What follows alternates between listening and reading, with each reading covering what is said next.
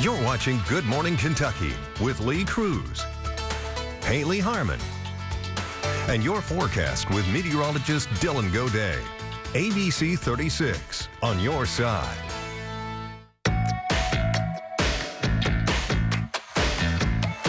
Hey, welcome back. We're talking kids with Dr. Caitlin this morning. It's Lexington pediatrician Dr. Caitlin Iddings. That's right. Okay, so today's topic, we're talking about how to get your kids on a good sleep schedule because the school year is nearly upon us. You're a parent as well, Dr. Caitlin. I know you're getting your children ready for the school year, which we were just talking in the break, how insane it is that school season or school year is about to start. I mean, it's crazy. Yeah.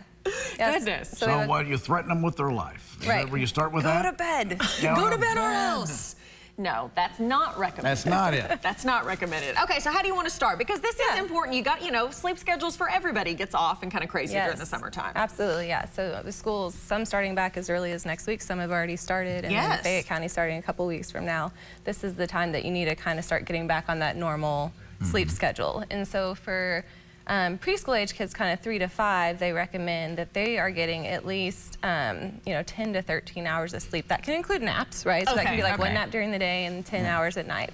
And then when we're talking school age, which would be like 6 to 12-year-old, like grade school age, they're still recommending 10 to 12 hours for them, right? So if your kid has to get up at 6 o'clock to get ready for school and be at school by 7:30, you really need to be starting to shift that, sleep time back a little bit. Yeah, and it's hard to do if, it's typical in the summer to be like, oh, we go to bed a little later, we don't let them stay up late, stay outside and catch fireflies, because it doesn't get dark until 10 o'clock at night sometimes. So, but you got to start to slowly inch that back, because sleep is just so important, especially for that age range. And then even for teenagers, I think we kind of forget that, oh, well, they're older, they don't need as much sleep. Well, actually, most data shows that they need more sleep, so at least 10 hours. Any other age group. I remember reading that because we always assume they're just being lazy. So as kids start to go through puberty, it's natural for their wake-sleep cycle to shift a little bit, which is why there was that big push years ago for making the high schoolers start later, than later the in the morning, they do stay up a little bit later, but we still want them to get that solid 8 to 10 hours. When we sleep, your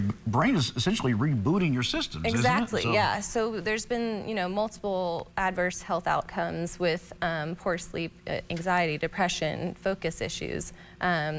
Kids who don't sleep as much have higher body weights than kids who get adequate sleep. The biggest one most recently was, the depression issue. They're showing that, high schoolers especially who are not getting adequate sleep have much higher rates of anxiety and depression than their peers that are sleeping normal amounts.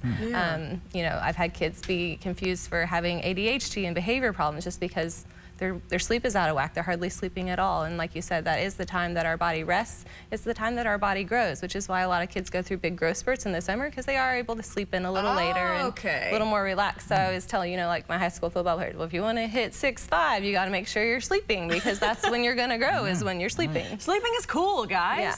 So when we say getting kids ready for this, adjusting the sleep schedule, we're talking about kids from little all the way up to high school age. So how do you make the switch if you're parents? Like you mentioned, do you start doing it gradually over a couple weeks, or do you just one night like, kids, it's bedtime? What's the best way? It does take about 2 weeks for your circadian rhythm to get kind of back to normal. So starting to work on that now, if school's starting back literally 2 weeks from now, right? And just, it can be like a slow shift. Or you can just say, we're going to start laying down at X amount of time. If you don't quite fall asleep right away, that's okay, but we're going to start getting that routine shifted back to normal. All right. You could do it on the other end, couldn't you, Doc, where you start just making them get up earlier, where they're going to be tired at night.